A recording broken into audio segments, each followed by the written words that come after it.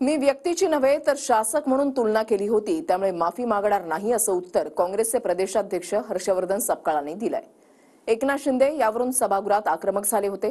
पाहूयात त्या संदर्भातला रिपोर्ट। तुमचे अध्यक्ष हर्षवर्धन सपकाळ यांनी माफी मागितली पाहिजे। तो वापस घेण्याचा प्रश्नच येत नाही। मी शेंगाच खाल्ला नाही तर टरफल का उचलू। नागपूरच्या दंगलीवरून घमासान रंगलेला असताना सभागृहात एकनाथ शिंदेंनी काँग्रेस प्रदेशाध्यक्ष हर्षवर्धन सपकाळ यांच्याकडून माफीची मागणी केली। सपकाळांनी औरंगजेबाची तुलना फडणवीसांशी केली होती, त्यावरून सभागृहामध्ये वाद रंगला। हर्षवर्धन सपकाळ मुख्यमंत्र्यांची तुलना औरंगजेबाशी करतात क्रूर प्रशासक म्हणून काय आणि म्हणून अशा औरंगजेब हा देशद्रोही होता।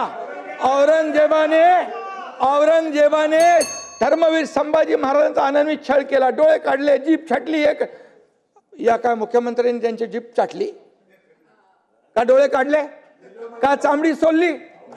काय सोललंय? आणि म्हणून हे आमचं सरकार जे आहे, तुम्ही कुणाची तुलना कुणाबरोबर करताय? शिवाय तुमचे अध्यक्ष हर्षवर्धन सपकाळ यांनी माफी मागितली पाहिजे, या ठिकाणी माफी मागितली पाहिजे। अन्यथा त्यांनी केलेलं हे कृत्य आहे, हे औरंगजेबाचं समर्थन करतायत, एका देशद्रोहाचं समर्थन करतायत, म्हणजे तेही देशद्रोही आहेत। त्यांच्यावर देखील देशद्रोहाचा खटला दाखल करावा का? आम्ही मूळतः मी देवेंद्र फडणवीसांची व्यक्ती म्हणून तुलना ही औरंगजेबाशी केलेली नाही।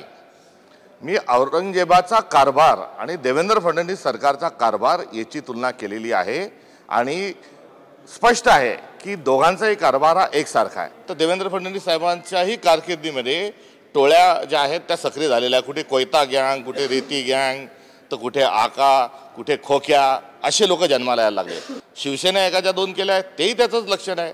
त्यामुळे सगळ्याची गोळाबेरीज जेव्हा होते तेव्हा आपल्याला स्पष्ट लक्षात येतं की देवेंद्र फडणवीस यांची कारकीर्द ही क्रूर आहे आणि त्याच पद्धतीनं राजकीय जे डावपेच खेळल्या जातात आहे ती त्याच पद्धतीची खेळल्या जातात आहे। या माझ्या वक्तव्यामध्ये कुठल्याही प्रकारचं गैर नसल्यामुळे तो वापस घेण्याचा प्रश्नच येत नाही।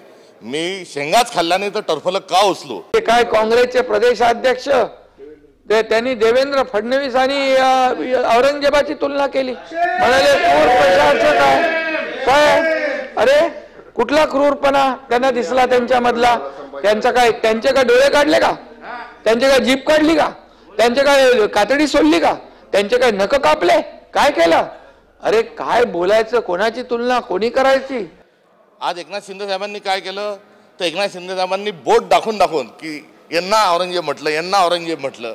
अहो मी कारकिर्दीला म्हटलं आणि कुठेतरी मी तो औरंगजेब असा केलेला उल्लेख हा त्यांनाच कुठेतरी खूप भावला होता, म्हणून आज ते फुल फॉर्मात त्यांची गाडी जी आहे ही फुल फॉर्मात निघाली होती। आणि ते निघताना एक ॲटो चालवणारा एक सर्वसामान्य कार्यकर्ता ज्या शिवसेनेत मोठे झाले, त्यांची जी नेतृत्व करण्याची जी शैली होती आणि त्यांच्या पक्षाने त्यांना जे मोठं केलं ते त्या आविर्भावात बोलत असताना त्यांनी पक्ष सोडला होता स्वतःचा, हे मात्र त्या ठिकाणी ते विसरले।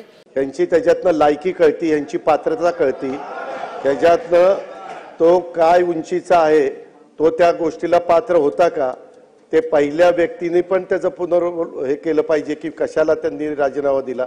ते काहीतरी चांगलं फिरत तरी होते, काहीतरी काम तरी करत होते, परंतु हे काही बरळत सुटलेले आहेत। आणि त्या संदर्भामध्ये मी सभागृहाला सांगू इच्छितो की याच्या संदर्भामध्ये महत्त्वाच्या पदांवर असणाऱ्या व्यक्तींच्या बाबतीमध्ये जर चुकीच्या अशा प्रकारची वक्तव्य काढली तर त्याच्यामध्ये जे काही नियम आहेत, कायदे आहेत, त्या संदर्भातल्या सगळ्या गोष्टी तपासून घेतल्या जातील। हो, माझी उंची कमी आहे, कारण मला उभं राहण्याकरता काही 70,000 कोटी 95,000 कोटी अशा काही मोठ्या मोठ्या रकमा ह्या माझ्याजवळ नसल्यामुळे आणि त्या रकमांवर मी उभा नसल्यामुळे माझी उंची ही कमी आहे।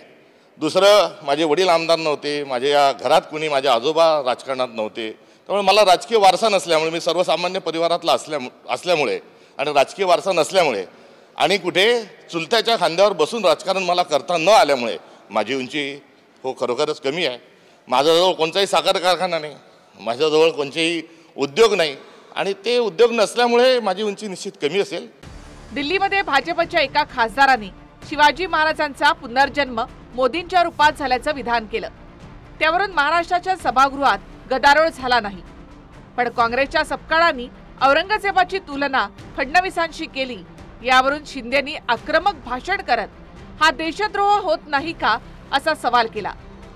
सपा आमदार अबू आझमींनी अधिवेशनाच्या तोंडावर क्रूर औरंगजेबाला उत्कृष्ट प्रशासक असं म्हटल्यावरून गोंधळ उडाला। आझमींवर सत्ताधाऱ्यांनी गुन्हाही दाखल केला, पण छत्रपती शिवाजी महाराज लाच देऊन सुटून आले असं बोलून महाराजांच्या शौर्यावर खोडसाळपणे बोलणाऱ्या सोलापूरकरला पोलीस प्रोटेक्शन मिळालं। आजपर्यंत त्याच्यावर गुन्हा दाखल झाला नाही, किंबहुना त्याच्या विधानाबद्दल गुन्हाच होत नाही असं उत्तर पुण्याचे पोलीस आयुक्त यांनी दिलं। कोरटकर सारख्या व्यक्तीने महापुरुषांबद्दल अपशब्द वापरून इतिहासकार इंद्रजित सावंतांना जीवे मारण्याची धमकी दिली। मात्र सत्ताधारी आणि विरोधातील काही नेत्यांनी कोरटकर छत्रपती शिवाजी महाराज आणि संभाजीराजेंबद्दल काय बोलला याऐवजी फक्त धमकीच्या मुद्द्याला महत्त्व दिलं। एरवी छत्रपती शिवाजी महाराजांना एका जाती व धर्मापुरता मर्यादित केल्यावर दाटोट चावून बोलणारे शिवरायांचे वंशज उदयनराजे यांनी नितेश राणेंच्या विधानावर मात्र अगदी मिळमिळीत अशी प्रतिक्रिया दिली। Bureau report, TV9 Marathi.